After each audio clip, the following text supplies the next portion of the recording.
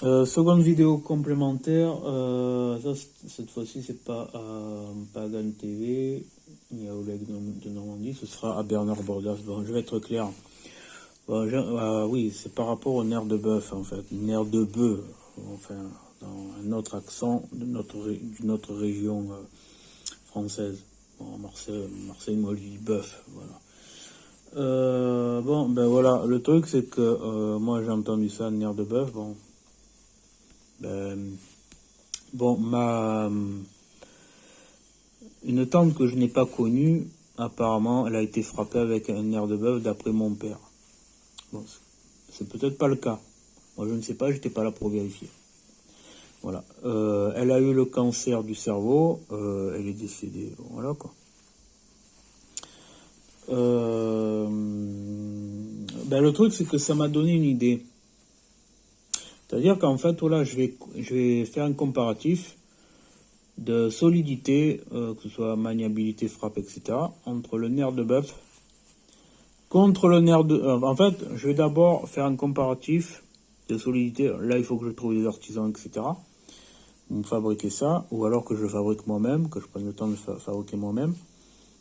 En année de bois, parce que bâton, nerf, enfin, en année de bois, voilà. Parce que le bâton, c'est bois, élément chinois bois. Bon, voilà, on va dire c'est ce que je vais faire, voilà, en année bois. Je vais faire cet gros effort-là en année bois, il faut que je le fasse. Ben, ça va être d'abord de comparer la solidité, maniabilité, etc. Nerf de taureau contre nerf de buffle, nerf de taureau contre nerf de yak, l'animal des zones himalayennes, voilà. Et le vainqueur de ces trois nerfs sera confronté, niveau solidité, maniabilité, etc., au nerf de bœuf, au nerf de bœuf. Voilà, nerf de bœuf, nerf de bœuf. Voilà. Et donc, le but, c'est de prouver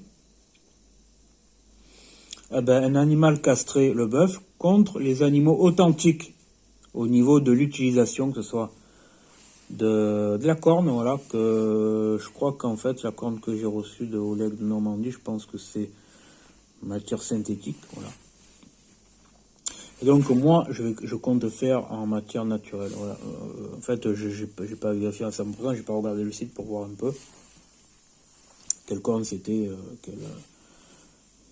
quelle matière c'était. Voilà, une vidéo à chaud que je fais comme ça, voilà. Voilà. Voilà, c'est comme ça. Et voilà, c'est ce que je compte faire parce que et c'est quoi, il y a un truc, c'est que bon, j'ai un petit regret d'avoir acheté durant le passage en hiver du cuir d'agneau, parce que en fait, le truc c'est que bon, c'est un animal enfant, etc. Et le mouton, c'est un animal castré, j'aurais pas acheté ça, voilà.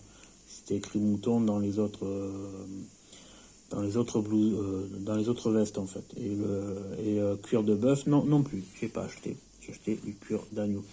Mais en fin de compte, j'aurais dû prendre un peu plus de temps et même me geler un peu quelques jours de plus et prendre plus de temps, c'est-à-dire sur Paris d'acheter du cuir vegan, même si c'est considéré comme du faux cuir. Et ensuite prendre le temps de la réflexion, d'acheter du cuir d'un animal féroce ou d'un animal authentique, non transformé, c'est-à-dire pas de bœuf, pas de mouton, et entre guillemets après réflexion, pas d'animal enfant, c'est-à-dire pas d'animaux, pas d'agneaux, de veaux, voilà, qui n'ont pas assez vécu, selon ce que je pense. Voilà, en gros. Et puis, voilà, pour le côté solidité, etc. Parce qu'en fait, avec cette veste, ce blouson avec épaules matelassées, durant le mois de décembre, je me suis gelé avec. Par contre, il y a un truc, c'est que je n'ai pas chopé la crève. Je n'ai pas chopé la crève, tandis que l'année dernière, j'avais un parka un peu plus chaud. Ben, j'ai chopé la crève, en fait, et j'avais la fièvre, voilà.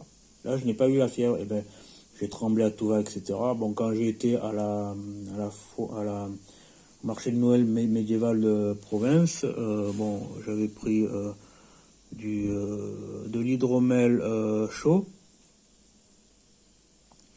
Et je note un truc, c'est que ça m'a levé la sensation du froid, c'est-à-dire la tremblote, c'est-à-dire les mauvais effets du froid sensoriel, pendant une vingtaine de minutes. Voilà. En gros, un verre d'hydromel chaud, voilà ce que ça m'a fait. C'est bien de le noter, voilà, c'est par test, voilà. Par contre, il y a un truc, c'est que ce que je vais faire, ben, il faut que je fasse l'expérience de prendre un thermomètre, parce qu'il y en a qui disent, oh, quand il prend du vin chaud, ou quand il prend boisson alcoolisée chaud, etc., ils disent comme ça, oh, ben ça va me réchauffer, etc. Ben moi, je vais prendre un thermomètre, à la pluie, filmé, il faut que je le fasse. Hein. Peut-être pas cette année, mais l'année prochaine, il faut que je mette dans mon planning ça. Je vais prendre un thermomètre, et c'est vrai que là, j'ai plus accès à de la nouveauté au niveau marché de Noël, mais j'ai pensé trop tardivement, sinon je l'aurais fait avant d'aller à la province, en fait. Peut-être qu'il y a un autre marché médiéval à explorer, enfin un autre marché de Noël à explorer, pas cette année, l'année prochaine. Mais voilà le truc, où il y aurait des choses complémentaires. Mais le truc, c'est que de prendre un thermomètre, de mesurer ma température avant, en plein froid, comme ce fut le cas à Provence, et ensuite prendre le verre d'hydromel chaud, et après me remettre le thermomètre quand je sens plus la sensation du froid. Parce qu'il y a deux hypothèses. Voilà, je ne vais pas faire mon ziziticien. Ziziticien. Il y a deux hypothèses. Bon, une vidéo de Bernard Bordas lui disait comme ça, que l'alcool, comment dire, anesthésiait les nerfs, etc. C'est pour ça que les sans domicile fixe, bon, en fait, ils n'ont pas la sensation de froid, et puis ils décèdent en plein froid sans s'en rendre compte en prenant leur alcool. Et deuxième hypothèse, l'alcool réchaufferait. Par contre, il y a des effets secondaires au niveau du foie, etc.